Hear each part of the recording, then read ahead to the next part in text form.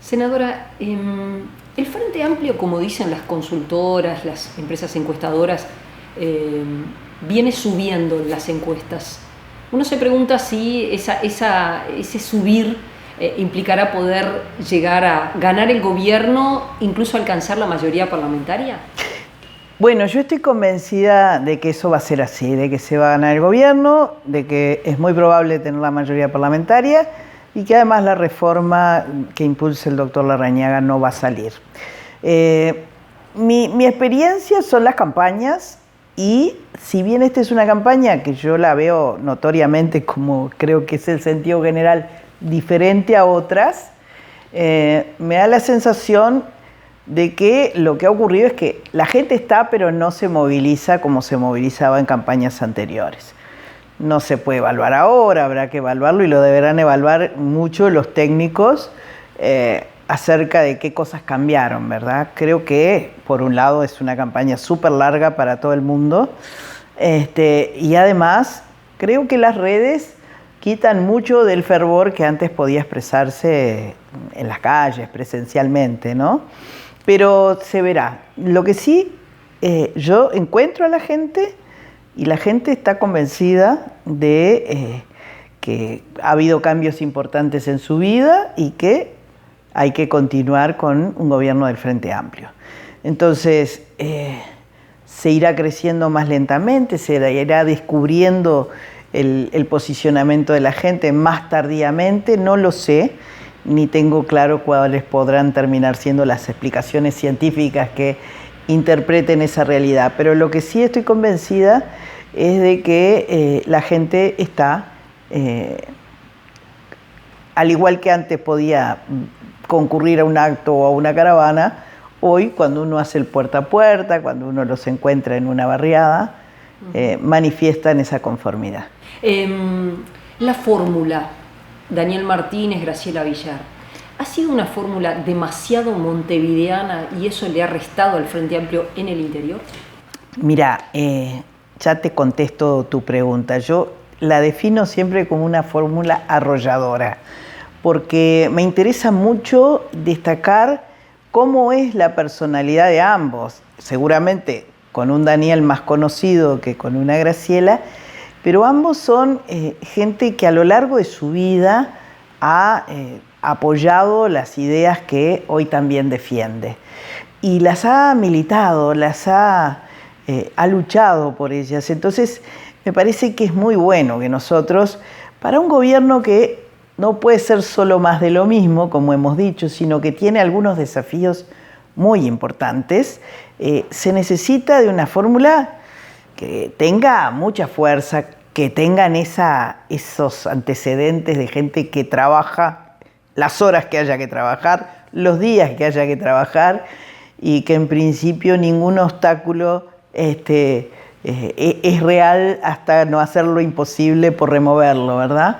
Entonces, con una cabeza moderna como la de Daniel, siempre anticipándose a encontrar formas de canalizar lo nuevo, de aprovecharlo, y creo que para estos tiempos en que, por ejemplo, el mundo del trabajo tiene tantas incertidumbres, pero también desafíos, y para que sea una oportunidad y no un desastre como han sido otras revoluciones industriales en las que la gente queda al costado del camino. Bueno, esta revolución tecnológica que viene en todo el mundo también ya llegó y llegará de la forma y tendrá los efectos que la conducción de la misma genere, ¿verdad? Entonces, creo que dos tipos que tienen antecedentes de trabajadores sindicales, de haber sido gremialistas reconocidos por su gente,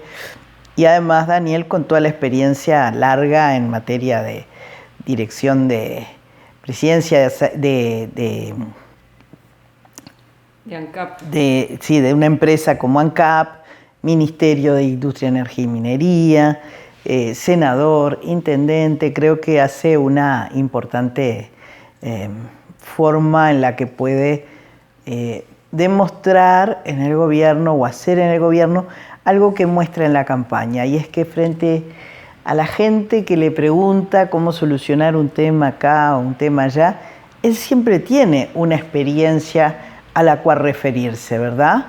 Senadora, ¿qué pasó que el Frente Amplio se ha quedado solo y hoy hay una alianza de varios partidos políticos y que consideran que sería sano y positivo para el país una alternancia, un cambio de gobierno? Bueno, en primer término, el Frente en su experiencia ha sido una coalición y movimiento exitosos. Que hoy los partidos de la oposición estén vaciados de progresismo no es nuestra responsabilidad. Es la gente, dirigentes y votantes que han entendido que las mejores tradiciones de nuestros partidos tradicionales están dentro del Frente desde hace ya un buen tiempo. Y sin duda que ha habido, bueno, como este acercamiento de Amado para tener su agrupación vinculada al lema Frente Amplio y como han sido desde la historia del Frente la incorporación de sectores blancos y colorados a la coalición, ¿verdad? Entonces, yo no tengo ninguna duda de que el Frente, que en su esencia negocia y da un rumbo unificando diferencias, tenga ninguna dificultad en negociar a partir del gobierno y de la mayoría parlamentaria, o que no se obtenga la misma con diferentes actores y, a mi juicio, puntualmente, ¿no? No se trata en este momento, creo que no hay elementos como para aventurar ninguna otra cosa. Con lo que te dije originalmente, que los progresismos ya no están en los partidos tradicionales, no, a mi juicio no augura otra cosa que no sean acuerdos puntuales. Pero una cosa es para la gobernabilidad, acuerdos puntuales, también puede haber convocatorias a políticas que trasciendan incluso los 5 años de gobierno y que hagan que todo el sistema político y social, me parece muy importante, el Frente nunca deja los ámbitos sociales fuera de las consultas de las grandes líneas estratégicas de desarrollo del país, coincidan, por ejemplo, como fue la transformación de la matriz energética en algún otro punto. Y bueno, yo creo que Daniel es un convocante de esos diálogos múltiples y que muy posiblemente se pueda, una vez que quede claro el panorama, acordar algunos temas. Me parece que para el primer presupuesto hay que hacer un consenso en el sentido de que todo aquello que tiene que ver con recursos para el tema de la violencia de género y el abuso infantil en este país tiene que tener todas las posibilidades que se puedan, porque estamos frente a situaciones que no sé si ocurren más que antes, pero conocemos mucho más y necesitamos dar una respuesta mucho más unificada como Estado. ¿Qué país imagina usted si gana la oposición, si gana el candidato del Partido Nacional? Bueno, yo lo que he dicho es que no creo que sea un apocalipsis, pero que no me quiero imaginar el retroceso que sin duda ocurriría en todos los planos. Y creo que una de las cosas que yo en general comento en las actividades, en los actos, en las charlas, es que no me quiero mirar en el espejo de la Argentina. ¿Y por qué? Porque son las mismas políticas. Y porque son las mismas políticas de los 90. Entonces, acá no ha habido algo que se nos reclama mucho a nosotros los Frente Amplistas por estos casi 15 años de gobierno. Entonces se nos dice autocrítica con esto, autocrítica con lo otro. Y yo me pregunto, ¿a quién le reclamaron o quién ha hecho autocrítica del 40% de pobreza, del 60% de pobreza infantil, de haber propuesto para Uruguay un proyecto de Uruguay Plaza Financiera, de reírse, de mofarse del Frente Amplio en el 2004 cuando decían, país productivo, ¿y qué es eso? ¿Y cómo lo van a lograr? Yo me acuerdo de los dirigentes de la derecha uruguaya diciendo esas cosas. ¿Cuándo se van a hacer autocrítica de que nunca buscaron los restos de los detenidos desaparecidos? Entonces, no se han desdicho de nada de lo que han hecho, y lo que han hecho ha sido horrible. Y si algo faltaba, es bueno que frente a la ola de gobiernos de derecha en la región, casi todos salieron, en un caso más o en un caso menos, a festejar esos triunfos. Bueno, capaz que Novik fue el único que fue hasta la frontera a festejar con Bolsonaro, pero costó mucho que dijeran lo que el propio Temer dijo hace muy poco: de un golpe de Estado, no se necesita romper el orden institucional para dar golpes de Estado en el siglo XXI, o que Macri haya hecho lo que ellos hacen todo el tiempo con todos los temas, dicho como que las cosas eran muy sencillas y que él iba a terminar con la pobreza en Argentina. Y de terminar con la pobreza, esa casi mágica propuesta ha dejado a la Argentina con 35% de pobreza. Entonces, yo no quiero a Uruguay mirándose en esos espejos, quisiera, y es lo que trato de hacer, entablar un diálogo y reflexión con la gente, a decir, más allá de insuficiencias, más allá de errores, este rumbo para Uruguay hay que seguirlo profundizando, el que ha dado el Frente Amplio en estos casi 15 años. ¿Usted cree, porque el ministro de Economía ha dicho, lo que le pasó a Argentina y Brasil no es un escenario que uno imagine para el Uruguay? ¿Usted sí lo imagina? Bueno, creo que el ministro hacía referencia a que en este momento, y de acuerdo a las fortalezas que se han ido logrando, no es imaginable entrar en una situación de esa naturaleza desde el punto de vista económico-financiero. Lo que sí es cierto es que si llegase la derecha a este país, no tendrían una política como la que se llevó adelante en estos 15 años. Entonces, esa podría ser una situación en la que, bueno, tengamos complicaciones. Me parece que hacemos referencia a dos momentos diferentes. El Frente Amplio, si gana la elección, tiene desafíos trascendentes. Uno es la situación económica, porque no solo por un déficit fiscal muy alto, sino porque hay un estancamiento de la economía, hay pérdida de puestos de trabajo, destrucción además de puestos de trabajo. Son situaciones, para empezar, complejas. Sí. El panorama es un panorama complejo, como han sido algunos momentos de estos 15 años. Porque sin duda que no fue sencillo el año 2008, con la crisis en los países centrales, primero Estados Unidos, después Europa, y nosotros no tuvimos consecuencias. En más, la mayor parte de la gente no se enteró de que ese fenómeno se estaba dando en el mundo, y para el norte era la duda a ver si superaba la crisis de 1929 o si no tanto. Y en la región son muchos años en los que nuestros dos grandes a los costados lamentablemente están muy complicados desde el punto de vista económico, en algunos casos con años de decrecimiento. Entonces, va a haber que tomar precauciones. Una de las que dice Daniel Martínez es, bueno, deberemos gastar por debajo del crecimiento, pero además hay que seguir buscando inversión.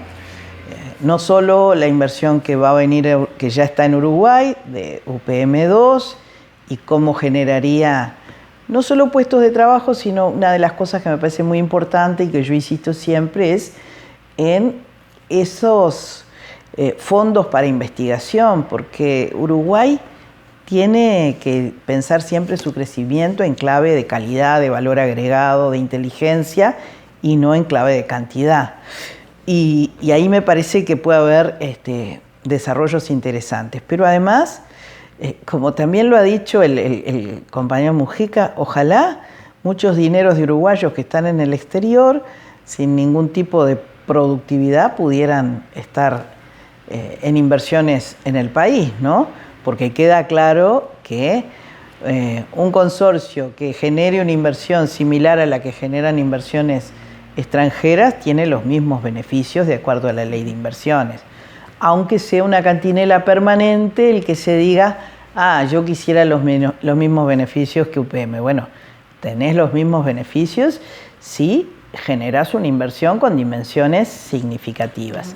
Pero creo que además hay una serie de medidas que yo lo veo a Daniel muy comprometido y al programa del Frente con todo lo micro y lo mediano en materia de producción y con una actitud de enfrentar esto que tú hacías referencia de las pérdidas de fuentes de empleo, teniendo claro que acá hay un factor que no lo vamos a parar y que es que esta revolución tecnológica sustituye muchos empleos. No exclusivamente los menos capacitados, pero sí básicamente los menos capacitados. Por eso el compromiso de generar 80.000 recapacitaciones por año enfrenta esa problemática anticipándose, porque no se trata solo de recapacitar a quien ya perdió el empleo, sino también de ir monitoreando de forma permanente entre todos los actores de por dónde ir en esa recapacitación para que los costos sean en pérdida de empleo los menores posibles. Por eso esta revolución hay que gobernarla, porque si no, cualquiera de estas transformaciones se ven como una amenaza y deberían ser una oportunidad para un país que cuenta con un desarrollo tecnológico como el que tenemos en cuanto a la infraestructura digital y que nos deja mucho mejor posicionados que en otros casos porque eso es universal. Desde los sectores empresariales, las cámaras empresariales, se plantea la necesidad de flexibilizar la negociación colectiva, las relaciones laborales. ¿El Frente Amplio acepta ese planteo o considera que no? No, nosotros estamos, y en particular los socialistas, muy preocupados por esto que anuncia un día sí otro también la calle Pou, que es la ley de declaratoria de urgente consideración que vendría para en 90 días, entre 300 y 500 artículos, aprobar en cualquier hipótesis, porque así lo supone la ley con declaratoria de urgente consideración, siempre se termina aprobando, temas muy diversos, porque sería una ley ómnibus por lo que anuncian, pero en donde las modificaciones, por ejemplo, a los consejos de salario vendrían planteadas. Por lo anunciado, ya no sería una presencia del Estado como la que se ha garantizado en estos años, con lo que eso significa para el logro de los acuerdos entre las dos partes. No sería una negociación por ramas, sino sería una negociación por empresa, con lo cual, notoriamente, el debilitamiento de los trabajadores será un hecho, porque nadie va a tener en una pequeña empresa la fortaleza que puede tener una negociación por rama de actividad.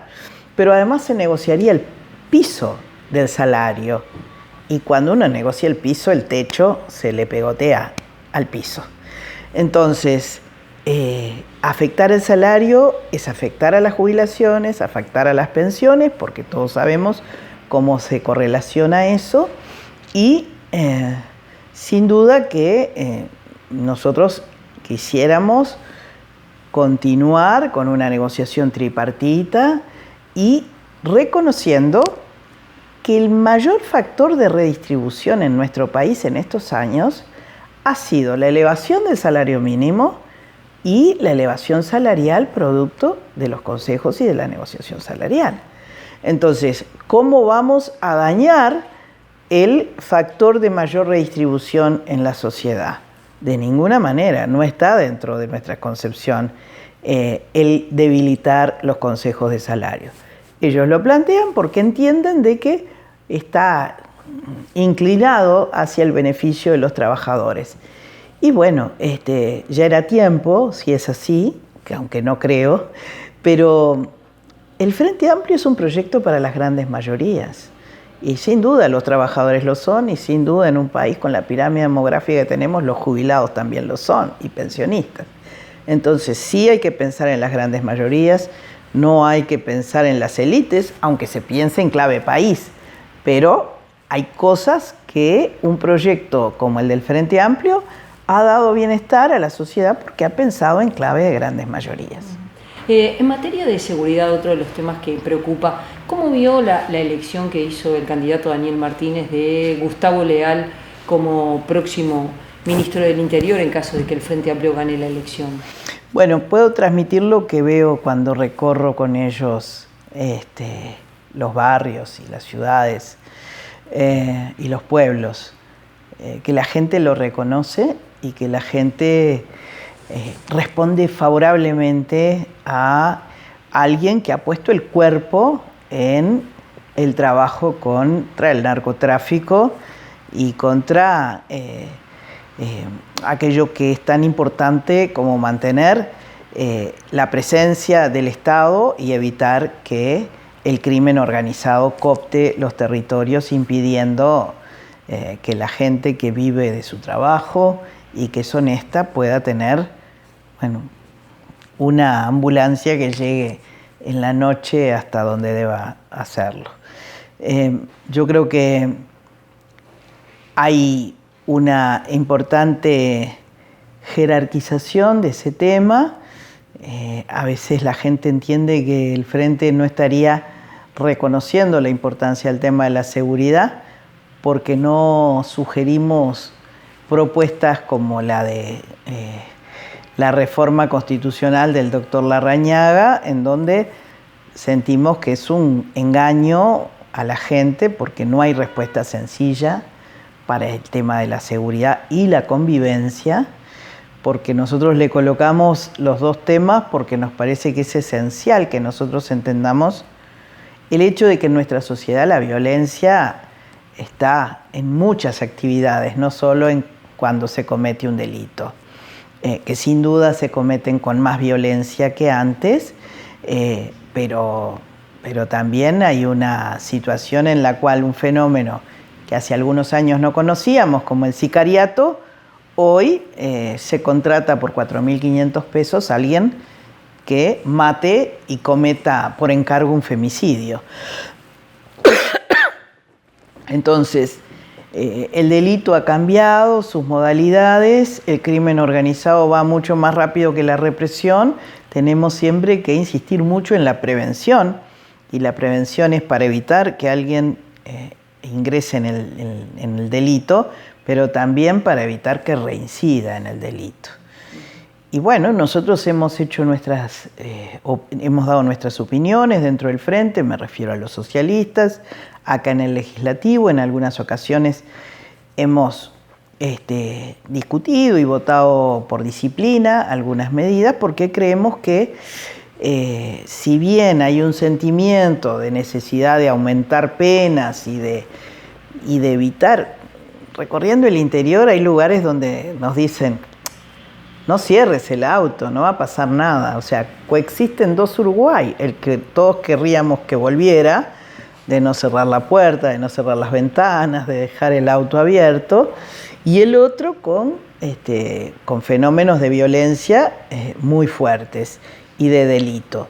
Entonces yo creo que el mensaje que da con la designación de Gustavo Leal es un mensaje de, bueno, acá le vamos a poner todo lo que se necesite poner para darle garantías a las personas que viven de su trabajo, que son honestas y que muchas veces el crimen organizado pretende coparles el territorio y la vida, ¿no? Gracias. A ustedes.